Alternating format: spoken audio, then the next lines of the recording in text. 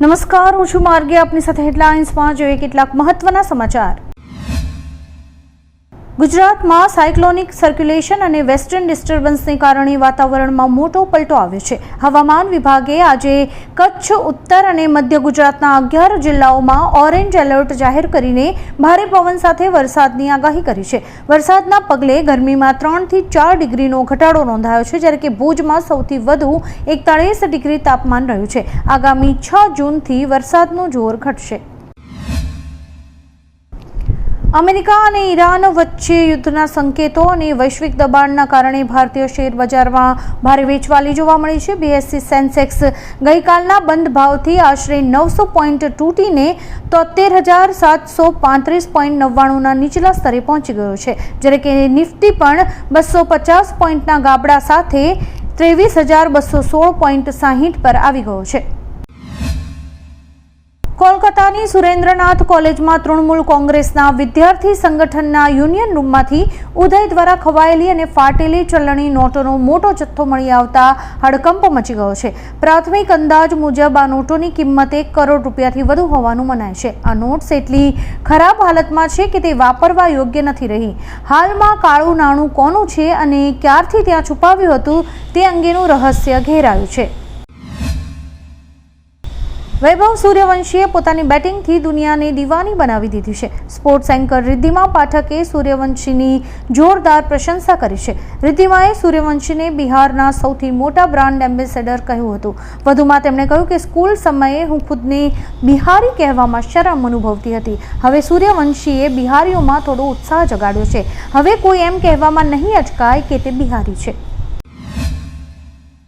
હોર્મુઝ દરિયાઈ માર્ગને લઈને ઈરાન અને અમેરિકા વચ્ચે ચાલી રહેલા તણાવ વચ્ચે કાચા તેલના ભાવમાં ધરખમ વધારો થયો છે. ત્યારે આજે ભારત પેટ્રોલ ડીઝલના મોટાભાગના શહેરોમાં ભાવ સ્થિર જોવા મળી રહ્યા છે. આજે અમદાવાદમાં પ્રતિ લીટર 102.15 રૂપિયા અને ડીઝલ 98.87 રૂપિયા ભાવે વેચાઈ રહ્યું છે, જ્યારે કે સુરતમાં પેટ્રોલ 102.84 રૂપિયા અને ડીઝલ 98.96, વડોદરામાં પેટ્રોલ 101.46 રૂપિયા અને ડીઝલ 97.58 રૂપિયા પ્રતિ લીટરના ભાવે મળી રહ્યું છે. ડી.કે. શિવકુમાર આજે સાંજે 4:05 કર્ણાટકના નવા CM તરીકે શપથ લેશે. શનિવારે કોંગ્રેસ વિધાનસભા પક્ષના ઔપચારિક નેતા તરીકે ચૂંટાયા બાદ શિવકુમાર હવે રાજ્યનો કાર્યભાર સંભાળશે. વરિષ્ઠ નેતા સિદ્ધારમૈયાએ CM પદેથી રાજીનામું આપ્યા બાદ આ ફેરફાર થયો છે, જેમને મંગળવારે પાર્ટી હાઈકમાન્ડ દ્વારા કોંગ્રેસ કાર્યકારી સમિતિના સભ્ય તરીકે નિયુક્ત કરાયા હતા, જેનાથી તેમને મોટી જવાબદારી સોંપાઈ હતી. નેપાળ સાથે ચાલી રહેલા સીમા વિવાદ પર હવે ભારત સરકારે નિવેદન આપ્યું છે. ભારતે કહ્યું કે ભારત નેપાળ વચ્ચે દ્વિપક્ષીય મામલામાં કોઈ પણ ત્રીજા પક્ષની જરૂર નથી. બંને દેશોએ સીમા સંબંધિત મામલાને નિપટવા માટે એક દ્વિપક્ષીય તંત્ર સ્થાપિત કર્યું છે. આપણે જણાવી દઈએ કે તાજેતરમાં જ નેપાળના નવા PM બાલેન શાહે સંસદમાં કહ્યું હતું કે નેપાળે ભારતની કેટલીક જમીન પર કબજો જમાવ્યો છે અને ભારતે પણ નેપાળની કેટલીક જમીન પર કબજો કર્યો છે, જેના સંદર્ભમાં નેપાળ બાદ હવે ભારતનું પણ નિવેદન સામે આવ્યું છે.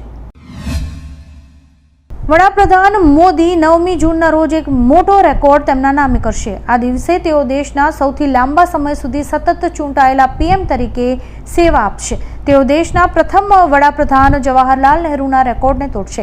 આંકડા મુજબ જવાહરલાલ નહેરુએ કુલ 4,397 દિવસ સતત PM તરીકે સેવા આપી હતી. PM મોદી 26 મે 2014થી સતત PM રહ્યા છે અને 9 જૂન સુધીમાં તેઓ 4,390 દિવસનો કાર્યકાળ પૂર્ણ કરી લેશે. આજે CM ભૂપેન્દ્ર પટેલની અધ્યક્ષતામાં એક કેબિનેટની બેઠક મળશે. આ બેઠક સવારે 9:30 વાગે સ્વર્ણિમ સંકુલ ખાતે યોજાશે. બેઠકમાં PM મોદીના આગામી ગુજરાત કાર્યક્રમોને લઈને એક સમીક્ષા કરાશે. આ સાથે જ ચોમાસાના આગમન પહેલા વિભાગોની તૈયારીઓ કેવી છે તે અંગે પણ ચર્ચા કરાશે. વધુમાં રાજ્યમાં ઈંધણના પુરવઠાની વર્તમાન સ્થિતિ અંગે મંથન કરાશે. આ બેઠકમાં અનેક નેતાઓ હાજર રહેશે. પટનાના મુસલ્લાહપુર હાટ વિસ્તારમાં ખાનસરના કોચિંગ સેન્ટર પર હુમલો થયો છે. હુમલામાં 5 થી 6 રાઉન્ડ ફાયરિંગ કરાયું હતું.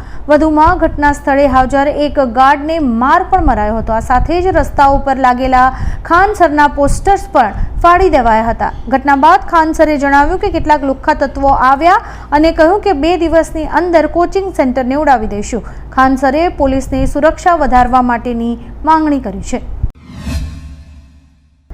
મિડલ ઈસ્ટમાં ચાલી રહેલા યુદ્ધ વચ્ચે મોદી સરકારે એકવાર ફરી ચાંદીની આયાતના નિયમોમાં મોટો ફેરફાર કર્યો છે. હવે ચાંદીના દાણા, પાવડર અને 99.9% શુદ્ધતાવાળી ચાંદીની આયાત કરવા માટે પહેલા સરકારની પરવાનગી લેવી અનિવાર્ય છે.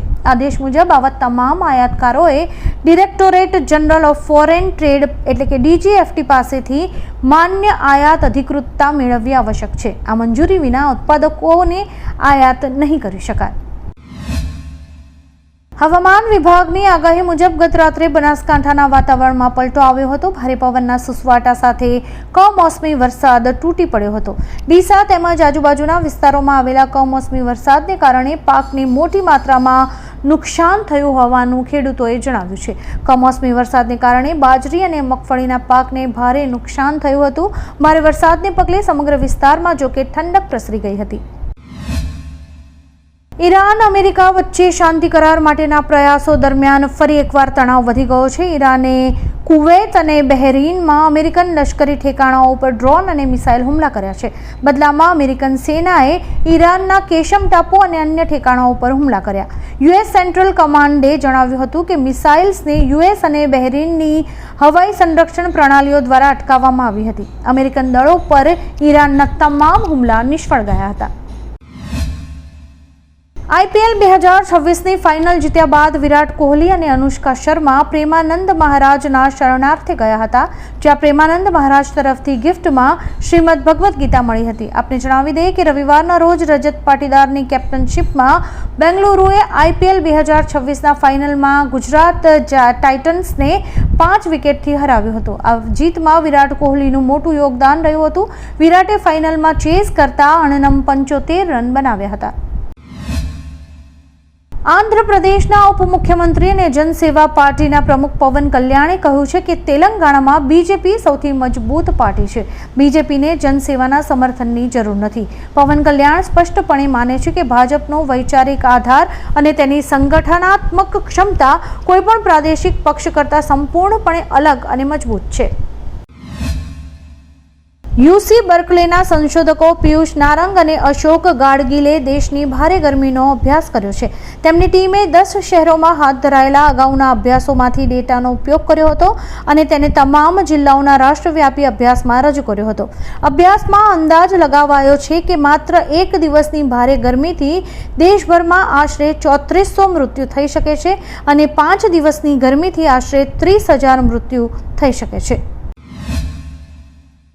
ગુજરાત પોલીસ એક્શન મોડમાં આવી છે. અમદાવાદ, સુરત સહિત રાજ્યભરમાં મોડી રાત્રે મેગા સર્ચ ઓપરેશન હાથ ધરાયું હતું. અમદાવાદ ક્રાઇમ બ્રાન્ચ અને સ્થાનિક પોલીસે ચંડોળા અને દાણી લીમડા સહિતના વિસ્તારોમાંથી 291 શંકાસ્પદોની અટકાયત કરી હતી, જેમાંથી 131 લોકો બાંગ્લાદેશી હોવાની પુષ્ટિ થઈ છે. પકડાયેલા લોકોની ઘનિષ્ઠ તપાસ ચાલુ છે, જ્યારે કે સુરતમાં પણ 50થી વધુ શકમંદોની અટકાયત કરાઈ છે. હવામાન વિભાગની આગાહી અનુસાર વરસાદે ધબધબાટી બોલાવી હતી. અગાઉ 24 કલાકમાં નડિયાદમાં 1.46 ઇંચ, વાલોદમાં 1.22 ઇંચ, હાંસોટમાં 1.18 ઇંચ, ભરૂચમાં 1.14 ઇંચ, માણસામાં 1.14 ઇંચ, દસાડામાં 1.14 ઇંચ, વ્યારામાં 1.14 ઇંચ, ઉમરેઠમાં 1.10 ઇંચ, મહુધામાં 1.10 ઇંચ, જ્યારે કે ચીખલીમાં 1.6 ઇંચ વરસાદ પડ્યો હતો. ધંધુકામાં 3.74 ઇંચ સાથે સૌથી વધારે વરસાદ ખાબક્યો હતો. કમોસમી વરસાદ દરમિયાન પાકને નુકસાન થવાની ભીતિ સેવાઈ રહી છે. સુરતની હોટલ અલંકારના રૂમ નંબર 203માં DRIએ છટકું ગોઠવીને દીપડાના ચામડાનો ગેરકાયદેસર વેપાર કરનારના રેકેટનો પર્દાફાશ કર્યો છે. વોટ્સએપ પર 1 કરોડ રૂપિયામાં ચામડું વેચવાની જાહેરાત કરનાર મુખ્ય આરોપી બદ્રી અબ્બાસ સહિત 2 શખ્સોની ધરપકડ કરાઈ છે. વન વિભાગે જપ્ત કરેલા અંદાજે 2 મહિના જૂના ચામડા પર બુલેટનું નિશાન મળી આવ્યું છે, જે દીપડાના શિકાર તરફ ઇશારો કરે છે. પશ્ચિમ બંગાળમાં સત્તા ગુમાવ્યા બાદ મમતા બેનર્જીની મુશ્કેલીઓ વધી રહી છે. ટીએમસીમાં સર્જાયેલા મોટા બળવામાં રીતબ્રત બેનર્જીએ 50થી વધુ ધારાસભ્યોના સમર્થનનો દાવો કરી વિધાનસભામાં વિપક્ષના નેતા બનવાની કવાયત હાથ ધરી છે. બાકી જૂથના 59 ધારાસભ્યો પક્ષ પર દાવો કરવા એકઠા થઈને વિધાનસભા પહોંચ્યા છે. સસ્પેન્ડેડ રીજુ દત્તાએ જણાવ્યું કે રજૂઆત કરનારાઓને પદ પરથી હટાવી દેવાતા હતા, જેના કારણે ધારાસભ્યોમાં અસંતોષ વ્યાપ્યો હતો અને હવે તેઓ ઉગ્ર બળવો કરી રહ્યા છે. આવા જ કેટલાક રસપ્રદ સમાચારો નિહાળવા માટે અમારી YouTube ચેનલને લાઇક, શેર અને સબસ્ક્રાઇબ કરો અને જોતા રહો હેડલાઇન્સ.